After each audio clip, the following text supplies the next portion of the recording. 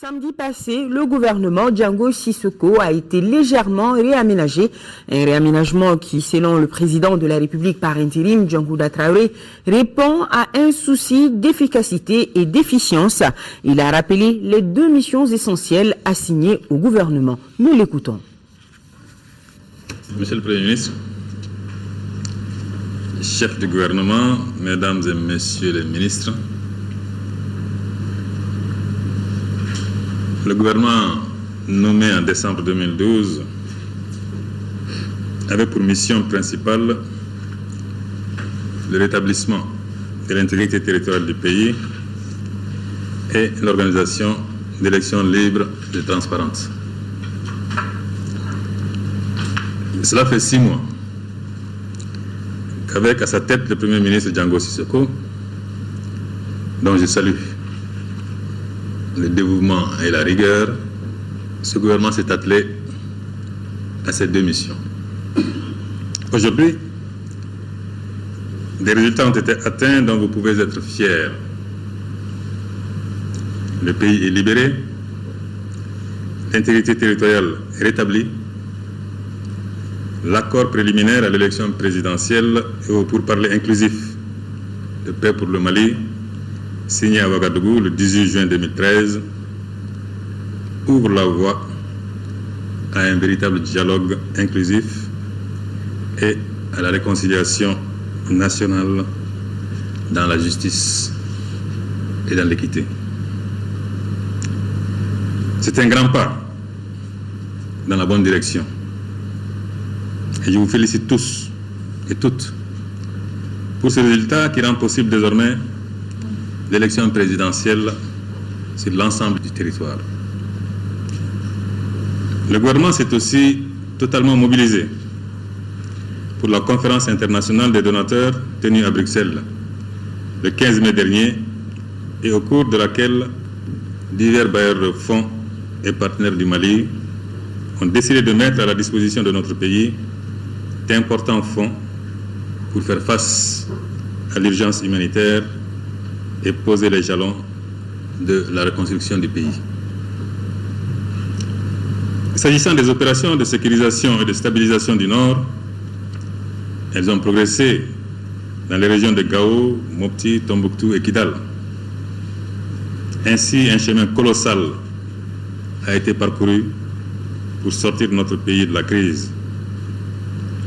Mais des défis de taille restent à relever avant la fin de la période de transition, dont celui de la bonne organisation du premier tour de l'élection présidentielle à la date du 28 juillet. Comme vous le savez, j'ai décidé de consulter les forces vives du pays au sujet du nord du Mali, bien sûr, et de l'élection présidentielle. Les échanges se déroulent normalement et à ce stade, je peux vous dire que concernant le Nord, le travail accompli a été salué par tous.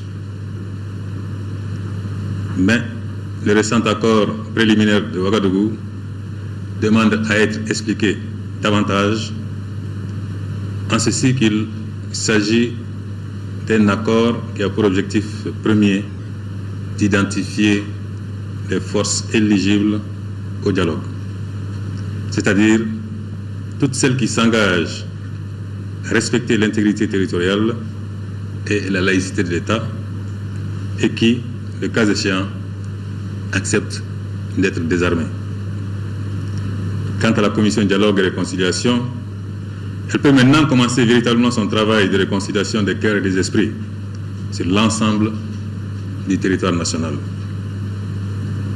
Concernant le processus électoral, les échanges avec les forces politiques m'amènent à constater de grands besoins de clarification et d'information de la part des institutions impliquées dans l'organisation des élections. Monsieur le Premier ministre, en tant que chef du gouvernement, je vous demanderai de me faire sans délai un rapport sur l'état exact des préparations de l'élection présidentielle.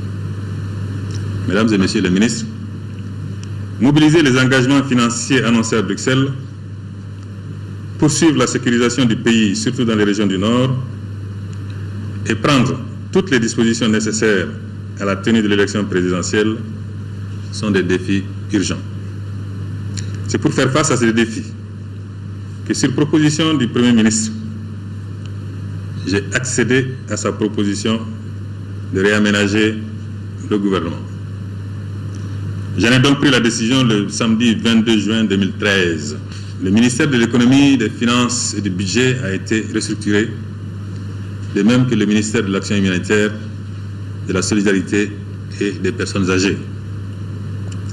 Il est ainsi créé un ministère de l'économie et de l'action humanitaire pour assurer une programmation aussi exacte que possible de tous les projets et programmes de développement.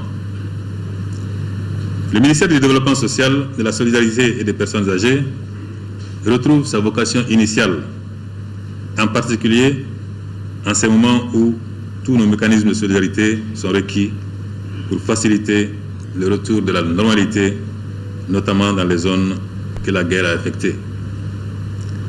Même s'il a surpris plus d'un, cet aménagement répond à un souci d'efficacité et d'efficience, autant de renforcement de la cohésion et la solidarité gouvernementale. J'attends alors du nouveau département de l'économie et de l'action humanitaire, ainsi que de celui des finances, un soutien décisif à la mission des acteurs chargés de sécuriser et de stabiliser le pays, d'une part, et d'organiser les élections, d'autre part. J'ai demandé au Premier ministre, qui recevait hier les ministres concernés par le réaménagement, d'examiner avec eux les mesures à mettre immédiatement en œuvre dans le cadre du programme gouvernemental et des urgences signalées. Le Premier ministre m'a fait le point de ces rencontres et je me réjouis de ce que les ministres concernés se soient engagés à jouer pleinement le rôle au sein de l'équipe gouvernementale et à s'investir sans réserve pour la réalisation des objectifs qui mobilisent toutes les énergies du gouvernement. En saluant le Premier ministre et l'ensemble du gouvernement pour le travail précédemment accompli, je vous encourage à poursuivre avec la même détermination, la même efficacité, le même engagement au service du peuple du Mali et pour l'intérêt duquel je resterai particulièrement vigilant. Merci pour votre attention et que le Tout-Puissant vous accompagne.